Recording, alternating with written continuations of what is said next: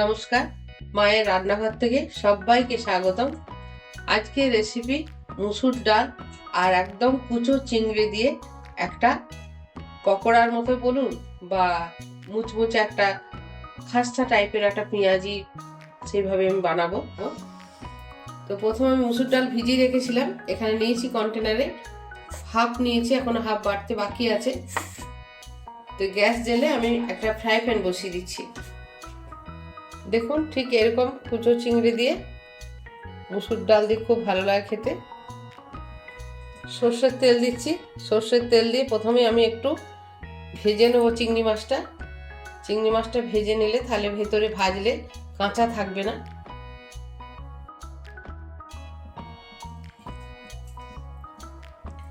একটু হলুদ মাখিয়ে নিচ্ছি। হলুদ নুন মাখিয়ে নিলে যে আষ্টে গন্ধ থাকে চিংড়ি মাছের, সেই গন্ধটা আর থাকবে না।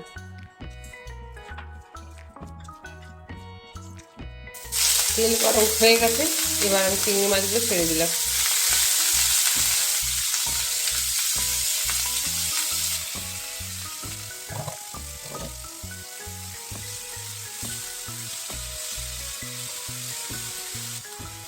ভাজা দেখুন হয়ে গেছে, একটু জল নেই।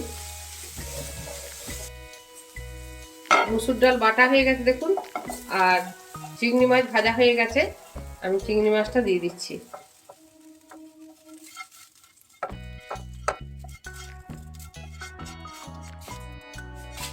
চালের গুঁড়ো ঠিক আমি যেগুলো তরকারি তুলি সেই চামচে 1 চামচ দিলাম। চালের গুঁড়ো দিলে মুচমুচে হবে ভালো।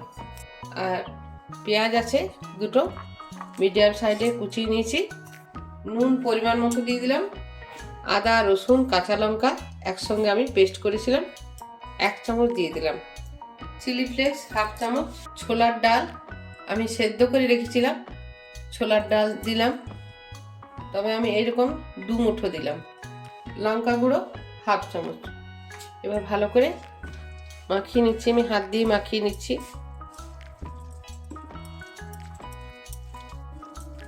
গ্যাস জেলে কড়া বসিয়ে দিচ্ছি। এবার তেল ঢেলে দিচ্ছি, সাদা তেল দিচ্ছি। আমি ঠিক শেপটা এরকম করে করে নিয়ে নিচ্ছি।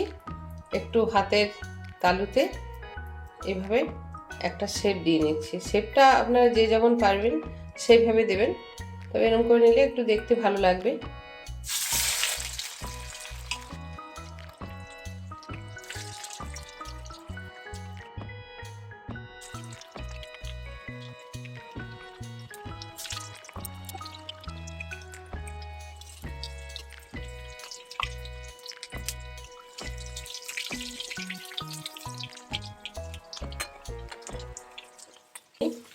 গ্যাস লো ফ্লেমে রাখা যাবে না, হাই ফ্লেমেও রাখা যাবে না, মিডিয়ামে রাখতে হবে। হাই ফ্লেমে রাখলে পুড়ে যাবে, আর লো ফ্লেমে রাখলে তেলটা খুব টেনে নেয়। মিডিয়ামে রাখলে ভাজাটাও ভালো হবে আর তেলটাও টানবে না।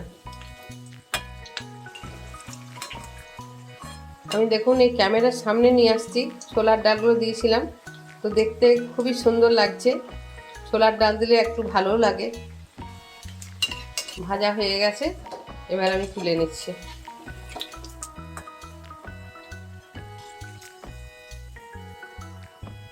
সন্ধ্যায় চায়ের সাথে ভীষণ ভালো লাগবে খেতে। আপনারা এইভাবে বাড়িতে বানিয়ে সন্ধ্যার সময় খাবেন পরিবারের সাথে।